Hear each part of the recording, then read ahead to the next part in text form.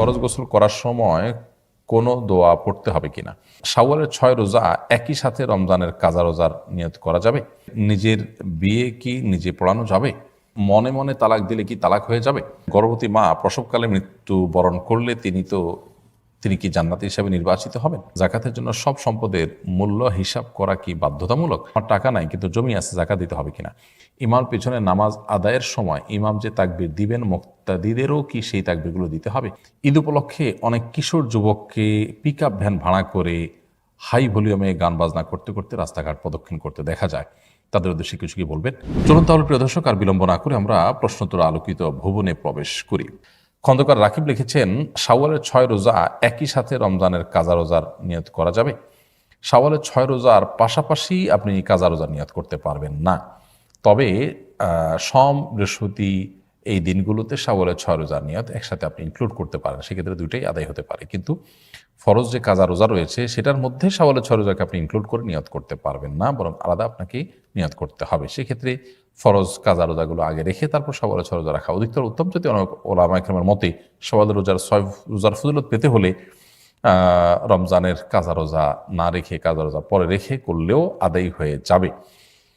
নবী করিম সাল্লাল্লাহু আলাইহি ওয়াসাল্লাম বলেছেন, মান সামা সিত্তাম মিন শাওয়াল কানা কাসিয়ামি দাহর। যে ব্যক্তি রমজান রোজা রাখার পর মান সামা রমজান সুম্মা আতবাহু সিত্তাম মিন শাওয়াল, যে ব্যক্তি রমজান রোজা রাখার পর শাওয়ালের 6টা রোজা রাখবে, এই ব্যক্তিকে আল্লাহ তাআলা সারা বছর রোজা রাখার সওয়াব দিবেন। এজন্য শাওয়াল মাসে 6টা রোজা রাখার চেষ্টা করা উচিত। সেই রোজাগুলো আমরা ভেঙে ভেঙেও রাখতে পারি, একত্র রাখতে পারি। সোহেল হাওলাদার লিখেছেন, জাকাতের জন্য সব সম্পদের মূল্য হিসাব করা কি বাধ্যতামূলক, নাকি অনুমান করে একটু বেশি হিসাব ধরেও আদায় করা যাবে? সোহেল হাওলাদার, আপনার প্রশ্ন উত্তর হলো, জাকাতের জন্য সম্পদের মূল্য হিসাব করা এটা তো অবশ্যই জরুরি। অনুমান করে যদি আপনি দেন এবং তাতে যদি কম না হয় বেশি হয়, আদায় হয়ে যাবে, কিন্তু মূল বিধানটা হলো আপনি মূল্য হিসাব করে দিবেন। এমনি ফারুক, আপনি লিখেছেন, যদি কোনো ব্যক্তি রমজানের শেষ দশকের এতেকাফ বসে বিশেষ কারণে 3 দিন পর ভেঙে ফেলে, তাহলে এর কি কাজা বা কাফারাতে করতে হবে? কাফারা কিছু নেই, তবে আপনি এতেকাফ ভেঙে ফেললে সেই এতেকাফ আবার আপনার রাখা উচিত। নবী সাল্লাল্লাহু আলাইহি ওয়াসাল্লাম একবার তার ওয়াফাতের আগে তিনি এতেকাফে বসে আবার ভেঙে ফেলতে হয়েছে একটা বিশেষ প্রয়োজনে। পরে তিনি 20টা রোজা রেখেছিলেন, তার মানে 10টা ছিল সংশ্লিষ্ট বছরে, আর 10টা ছিল নবী সাল্লাল্লাহু আলাইহি ওয়াসাল্লাম আগের বছর যে ভাঙতি হয়ে গেছিল, এতেকাফ ভেঙে ফেলছিলেন, সেটির কাজা। ইউসুফ হাসান সামি, আপনি লিখেছেন, নিজের বিয়ে কি নিজে পড়ানো যাবে? দেখুন, নিজের বিয়ে নিজে কেউ পড়াতে চাইলে পড়াতে পারবেন, বিয়ে হয়ে যাবে। বিয়েতে মূলত খুতবা দেওয়াটা হলো মূল। খুতবা দেওয়ার পাশাপাশি প্রস্তাব এবং সম্মতি থাকবে, দুজন সাক্ষীর উপস্থিতি থাকবে, মহর ধার্য করা থাকবে। এই বিষয়গুলো থাকলে বিয়ে বিশুদ্ধ হয়ে যাবে। এখন নিজের বিয়ের খুতবা যদি নিজে দেন, দেওয়ার পর তিনি যদি প্রস্তাব দেন কিংবা কবুল করেন, সাক্ষীদের উপস্থিতি থাকে, অন্যান্য শর্ত বিদ্যমান থাকে, সো বিয়ে হয়ে যাবে। এটা আরেকজনই পড়া দিতে হবে, না হলে বিয়ে হবে না, ব্যাপারটা সেরকম না। তবে সুন্নাহ হলো যে যার বিয়ে তিনি নন, বরং অন্য কেউ তার বিয়েটা পড়াবেন, এটাই সাধারণ নিয়ম এবং এটাই সুন্নাহ। তবে নিজের বিয়ে নিজে পড়ালে বিয়ে হয়ে যাবে। এমনি রাসেল রানা, আপনি লিখেছেন, ইমাম পিছনে নামাজ আদায়ের সময় ইমাম যে তাকবীর দিবেন মুক্তাদিদেরও কি সেই তাকবীরগুলো দিতে হবে? ইমামের পিছনে সালাত আদায় করার সময় ইমামের পাশাপাশি আপনিও তাকবীর দিবেন, এটা সাধারণ উঠা বসা তাকবীরগুলো, এটা সুন্নাহ, যদিও প্রথমটা একেবারে ফরজ। অতএব ইমামের পিছনে আপনাকে তাকবীর দিতে হবে। কাজী রহমতুল্লাহ এআরডি থেকে আপনি লিখেছেন, মনে মনে তালাক দিলে কি তালাক হয়ে যাবে? তালাক কখনো মনে মনে দিলে হয় না। খুবই গুরুত্বপূর্ণ একটি প্রশ্ন আপনি করেছেন। অনেকের এ ধরনের আপনার জল্পনা কল্পনা হয় তালাক নিয়ে। অনেকের হয়তো জল্পনা কল্পনাও হয় না, কিন্তু তার সূচিবায়ুর রোগ আছে, সেই কারণে তিনি মনে করেন যে আমি মনে মনে তালাকের কথা বলছি বলে তালাক হয়ে গেছে। মূলত মনে মনে মানুষ তালাক দিলে কখনো তালাক হবে না। সো মনে মনে আপনি কি বলেছেন না বলেছেন তার উপর ভিত্তি করে বৈবাহিক সম্পর্কে কোনো প্রভাব পড়বে না। তালাকের কথা যখন মানুষ মুখে উচ্চারণ করে তখন সেটা তালাক পতিত হতে পারে, যদি সেটা তালাক পতিত হওয়ার মতো হয়। যেমন অতীতকালীন কোনো শব্দ ব্যবহার করে তালাক দিলাম বা এই জাতীয় কিছু বললেন, তাহলে সেক্ষেত্রে তালাক হয়ে যাবে। আর ভবিষ্যৎকালীন যদি শব্দ ব্যবহার করেন তালাক দেব বা তালাক দেওয়ার পরিকল্পনা করব ইত্যাদি ইত্যাদি, তাহলে এগুলোর কারণে তালাক পতিত হয় না। তালাকের বিষয়টা অত্যন্ত স্পর্শকাতর হওয়ার কারণে এই বিষয়ে স্পেসিফিক কোনো ফতোয়া যদি দরকার হয়, স্পেসিফিক কোনো ঘটনার ভিত্তিতে যদি তালাকের মাসালাত জানার দরকার হয়, তাহলে সেক্ষেত্রে অবশ্যই কোনো ভালো আলেমের কাছে সাক্ষাৎ করে বিস্তারিত তার কাছে বলে তারপর উত্তর নেওয়ার চেষ্টা করতে হবে। আর মৌলিক কথা এটাই যে মনে মনে তালাকের কথা যতই বলুক না কেন তাতে তালাক পতিত হবে না। আলী আসগর নাইম, আপনি লিখেছেন, গর্ভবতী মা প্রসবকালে মৃত্যু বরণ করলে তিনি কি জান্নাতি হিসাবে নির্বাচিত হবেন?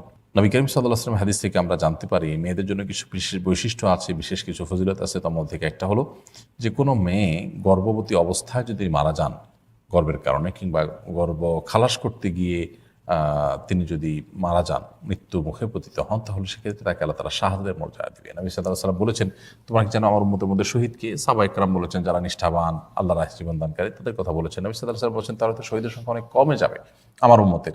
তখন তিনি পানিতে ডুবে মরা, আগুনে পুড়ে মরা মানুষগুলোকে শহীদ হিসেবে গণ্য করেছেন। তন্মধ্যে যে মায়েরা প্রসবকালীন সময় কিংবা আপনার গর্ভধারণকালীন সময়ে মারা গেছেন, তাহলে সেক্ষেত্রে তাদেরকেও আল্লাহ সুবহানাহু ওয়া তাআলা শাহাদাতের মর্যাদা দিবেন বলে বলেছেন। সো এই মৃত্যুটা শাহাদাতের মৃত্যু হিসেবে আমরা সুধারণা করতে পারি।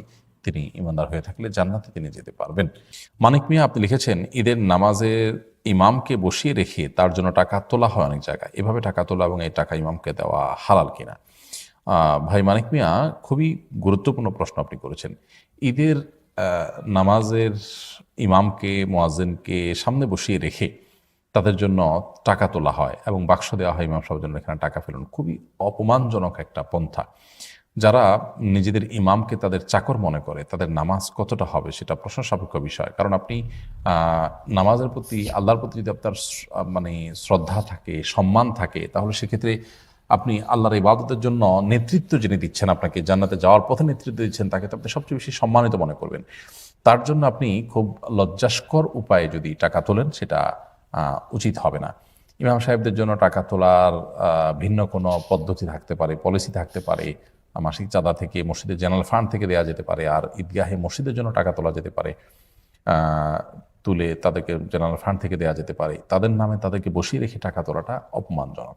তবে এই টাকা হালাল হবে তাদের জন্য ভোগ করা, বাট অপমানজনকভাবে দেওয়াটা কর্তৃপক্ষের জন্য গুনাহের কাজ হবে এবং অনুচিত কাজ হবে। আমিনুল ইসলাম আপনি লিখেছেন, ফরজ গোসল করার সময় কোনো দোয়া পড়তে হবে কিনা? ফরজ গোসল যখন আমরা করব তখন বিশেষ কোনো দোয়া নেই যে দোয়া না পড়লে ফরজ গোসল আদায় হবে না। ফরজ গোসলের জন্য স্পেসিফিক কোনো দোয়া নেই। তবে ফরজ গোসলের আগে আমরা যখন অজু করব তখন অজুর দোয়াটা পড়ব, যদি সেটা একেবারে খুব নোংরা জায়গা না হয়, আপনার টয়লেটের ওপেন কমোডের পাশে উন্মুক্ত জায়গা না হয়, তাহলে সেক্ষেত্রে আমরা সেখানে বিসমিল্লাহ বলে উজু করি, সেভাবে উজু করব, এরপরে স্বাভাবিকভাবে গোসল করব, সেটাই দোয়া হিসাবে যথেষ্ট হবে ইনশাআল্লাহ তাআলা। আব্দুল মামুন লিখেছেন, আমার টাকা নাই কিন্তু জমি আছে, যাকাত দিতে হবে কিনা? জমি আসলে, জমি যদি ফসল হয়, সেই ফসল যদি 25 মণ সম পরিমাণ হয় ফসল, তাহলে সেক্ষেত্রে ধান, গম এই জাতীয় ফসল হলে সেগুলোতে আপনার যাকাত দিতে হবে। এবং সেটা যদি আপনি নিজে পানের সেচ দিয়ে করেন, তাহলে সেক্ষেত্রে 10 ভাগের 1 ভাগ যাকাত দিলে আদায় হয়ে যাবে। আর যদি জমির কোনো ফসল সেভাবে না আসে, অর্থাৎ যাকাতযোগ্য ফসল উৎপাদন না হয়, তাহলে সেক্ষেত্রে জমির মূল্যের উপর যাকাত দিতে হবে না, যদি এটা ফসলের জমিন হয়। এরপরের প্রশ্ন হলো, ঈদ উপলক্ষে অনেক কিশোর যুবককে পিক আপ ভ্যান ভাড়া করে হাই ভলিউমে গান বাজনা করতে করতে রাস্তাঘাট প্রদক্ষিণ করতে দেখা যায়, তাদের উদ্দেশ্যে কিছু কি বলবেন? আমাদের সেই সমস্ত কিশোর এবং তরুণ বন্ধুদেরকে বলতে চাই, ঈদ আল্লাহ প্রদত্ত একটি আনন্দ, একটি উৎসব, যেটা কে একটা ইবাদত, ইসলামের একটা কাজ বলা যেতে পারে। আল্লাহর দেয়া ইবাদতকে আল্লাহর অবাধ্যতার মধ্যে কাটানো, এটা রীতিমতো আল্লাহ দ্রোহিতার শামিল, অত্যন্ত বড় ধরনের অপরাধ। আপনার বাবা আপনাকে তার প্রিয় কোনো কিছু দিয়েছেন, সেটা দিয়ে আপনার বাবার সবচেয়ে অপছন্দের কাজটা আপনি করছেন, বিষয়টা খুবই জঘন্য। এরকম একই বিষয় এখানেও ঘটছে। অতএব এই অনাচার থেকে আমাদের সরে আসা উচিত। তাছাড়া আমাদের আনন্দ, আমাদের বিনোদন অন্যের কষ্টের কারণ হতে পারে, দুর্ঘটনার কারণ হতে পারে, উচ্ছৃঙ্খলতা প্রকাশ হতে পারে, এটা কোনো সভ্য সমাজে গ্রহণযোগ্য নয়।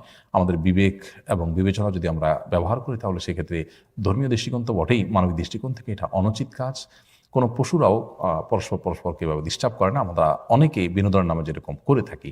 তো এই উন্মাদনাগুলো আমাদের থামানো দরকার এবং সামাজিকভাবেও উদ্যোগ নেওয়া উচিত এগুলোকে থামাবার জন্য, যাতে করে ঈদের আনন্দের নামে কোনোভাবে এরকম অনাচার না হয়। আল্লাহ তাআলা আমাদের সকলকে ঈদের আনন্দকে নির্মল করার তৌফিক দান করুন, আমাদের অবশিষ্ট সময়গুলো, মুহূর্তগুলোকে সঠিকভাবে কাটাবার তৌফিক দান করুন, সুন্দরভাবে কাটাবার তৌফিক দান করুন, সেই দোয়া এবং সে আশাবাদ ব্যক্ত করে আজকের মতো এখানে শেষ করছি ইনশাআল্লাহ বিদিনিল্লাহ। আসসালামু আলাইকুম ওয়া রাহমাতুল্লাহি ওয়া বারাকাতুহু।